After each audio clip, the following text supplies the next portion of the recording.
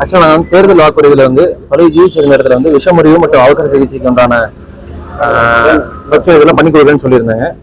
அதனால இன்னைக்கு வந்து இங்கே ஆய்வு செஞ்சு டீன் மேடம் எல்லாத்தையும் வர வச்சு பேசுங்க. நான் பார்த்தேங்க, நிறைய இடம் இருக்கு, பார்த்துருக்கேன். அவங்க சில பிளான்ஸ்லாம் வச்சிருக்காங்க, ப்ளஸ் அண்ட் மைனஸ்லாம் சொல்லியிருக்காங்க. அட்வான்டேஜ் எல்லாம் ஒரு டியூஸ்டே வாக்கில் மீட்டிங் அரேஞ்ச் பண்ணியிருக்கோம். அந்த மீட்டிங்க்கு அப்புறம் என்ன பண்ணலாம், எப்படி பண்ணலாம், எத்தனை நாள் இந்த வேலையை முடிக்க முடியுங்கிற டிஸ்கஷன்லாம் பண்ணிட்டு ஒரு நாட்கள் நான் சொல்றேன்.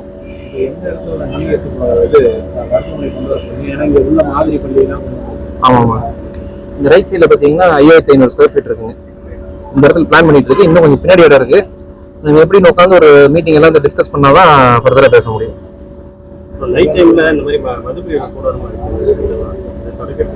இல்லைங்க, நம்ம சொல்லியிருக்கேங்க, நிறைய இடத்துல பார்த்து நானே சில விஷயங்கள் ரொம்ப இதாக கிடக்குது. அதனால ஆள் போட்டு போலீஸ்லாம் அங்கே கொஞ்சம் போட்டுட்டுங்க, செக்யூரிட்டிலாம் கொஞ்சம் போட சொல்லியிருக்காங்க. போட்டுட்டு அதுக்கு உண்டான நடவடிக்கை எடுக்கலாம். சிசிடிவி சில இடத்துல இல்லாமல் இருக்கு, கேட்டேன். இப்போதான் டெம்பரரியாக போட்டுருக்கோன்னு இருக்காங்க. அதுக்குண்டான ஆக்ஷன் எடுக்க சொல்லுவாங்க. நான் மீட்டிங் முடிஞ்சோடனே என்ன டிஸ்கஸ் பண்ணிருக்கோம்னு சொல்லிட்டு நெக்ஸ்ட் வீக் நான் உங்களுக்கு எக்ஸ்பிளைன் பண்றேன். இந்த மருத்துவமனை எத்தனை நாள் ரெடி ஆகும் சார்? மக்கள்கிட்ட எத்தனை நாள் சார்? அது வந்து மீட்டிங் போட்டு நிறைய பிளஸ் மெயினாக சொல்லியிருக்காங்க. நம்ம பண்ண தெளிவாக பண்ணணும். ஒரு 6 மாசம் ஆனாலும் தெளிவாக பண்ணாதான் நமக்கு உண்டானதுங்க. பஸ் ஸ்டாண்ட் நம்ம இந்த வாரத்தில் பண்ணி கொடுத்துறோம். பட் இந்த விஷயம் மருத்துவமனை விஷயம் வந்து அப்படி பண்ண முடியாது. எக்யூப்மெண்ட்ஸ் வேணும். அதுக்குள்ள என்ன மாதிரி பண்ணலாம்னு ஐடியா இருக்கு?